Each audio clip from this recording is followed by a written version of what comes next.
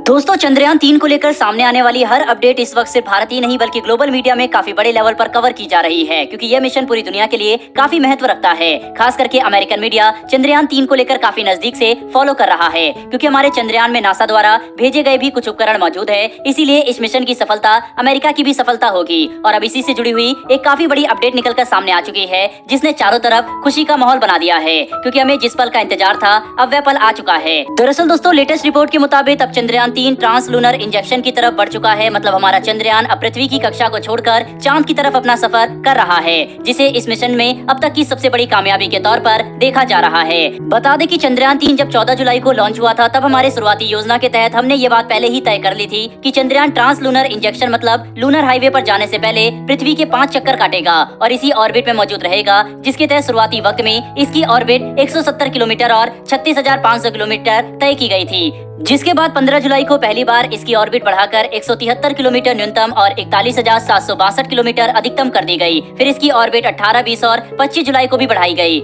जिसके बाद हमारा चंद्रयान पृथ्वी से 1,27,000 किलोमीटर दूर वाले ऑर्बिट में चक्कर काट रहा था। लेकिन बीती रात 12 से 1 बजे के बीच में हमने चंद्रयान-3 के इंजन को शुरू करके इसे पृथ्वी की कक्षा से दूर भेज दिया और अब ये चंद्रमा के लिए अपना सफर तय कर रहा है। बता दे कि अगर सब कुछ ठीक रहा तो चंद्रयान 5 अगस्त को चांद के ऑर्बिट को पकड़ सकता है। दरअसल कोई भी अंतरिक्ष यान जब चांद या किसी भी ग्रह की ऑर्बिट को पकड़ने की कोशिश करता है, तो उसमें सबसे जटिल काम ये होता है कि समय पर उस ग्रह या चंद्रमा के गुरुत्वाकर्षण बल के साथ संतुलन बनाया जाए, वरना अगर ऑर्बिट मिस हो गया तो अंतरिक्ष यान आसानी से हमेशा के लिए अंतरिक्ष में खो जाएगा और उन्हें रिकवर करना लगभग नामुमकिन होता है। जिसकी वजह से भारतीय वैज्ञानिक चंद्रयान-3 पर काफी कड़ी नजर बनाए हैं, ताकि 5 अगस्त को हम सफलतापूर्वक चांद के ऑर्बिट में इसे स्थापित कर सके। जिसके बाद ये चांद के चक्कर काटेगा और फिर आखिर में 23 अगस्त को भारत ऐतिहासिक कोशिश करते हुए चंद्रयान-3 की सॉफ्ट लैंडिंग चांद की सतह पर कराएगा, जिससे भारत दुनिया का पहला ऐसा देश बन सकता है जिसका रोवर और लैंडर चांद के दक्षिणी ध्रुव पर लैंड करेगा। और ऐसा करने में हमारी सबसे ज्यादा मदद चंद्रयान-2 करने वाला है, क्योंकि चंद्रयान-2 के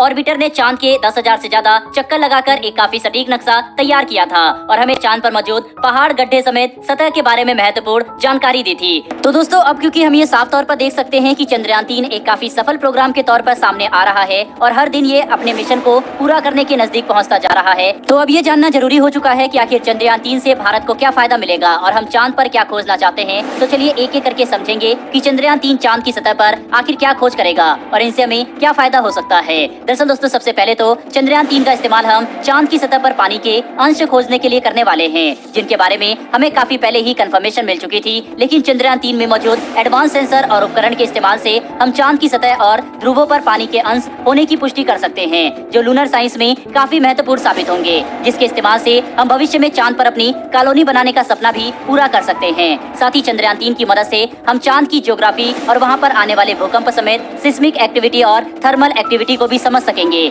जो भारत ही नहीं बल्कि पूरी दुनिया के काफी काम आने वाला है। क्योंकि जब तक चांद की ज्योग्राफी के बारे में जानकारी नहीं जुटाते, तब तक चांद पर जरूरी खनिज पदार्थों का खनन नहीं कर सकते। और अब क्योंकि चंद्रयान-2 के तरफ से मिली जानकारी से ये बात कंफर्म हो चुकी है कि चांद पर मैग्नीशियम, कैल्शियम, टाइटेनियम, सिलिकॉन और कई ऐसे खनिज पदार्थ मौजूद है जो भारत के काम आ सकते हैं, तब हमारे लिए चांद की सतह और ज्योग्राफी के बारे में जानकारी जुटाना और भी ज्यादा महत्वपूर्ण बन चुका है। इतना ही नहीं बल्कि चांद पर हीलियम-3 होने की भी संभावना चांद को भारत के लिए और भी जरूरी बनाती है, क्योंकि हीलियम-3 के इस्तेमाल से हम परमाणु ऊर्जा बनाने की अपनी जरूरत पूरा कर सकते हैं, जिसके बस 500 ग्राम से हम 1 साल तक 30 लाख की आबादी वाले शहर को बिजली सप्लाई कर सकेंगे। कुल मिलाकर समझने की कोशिश करें तो ट्रांसलूनर इंजेक्शन के बाद अब कुछ ही समय में चंद्रयान-3 चंद्रमा के ऑर्बिट के आसपास चक्कर लगाना शुरू कर देगा और उसमें सिर्फ कुछ ही दिनों के बाद हम चांद पर सॉफ्ट लैंडिंग करने की कोशिश करेंगे। ऐसे में पूरी दुनिया की नजरें भारत के इस महत्वपूर्ण प्रोग्राम पर टिक चुकी है, जिसकी सफलता भारत के इतिहास में स्वर्णिम अक्षरों में लिखी जाएगी। बहरहाल दोस्तों, इस वीडियो में इतना ही। अगर आपको ये इन्फॉर्मेशन और वीडियो पसंद आई हो तो मेरी एक छोटी सी रिक्वेस्ट है कि नीचे दिए गए सब्सक्राइब बटन को दबाकर बेल नोटिफिकेशन अवश्य ऑन कर ले,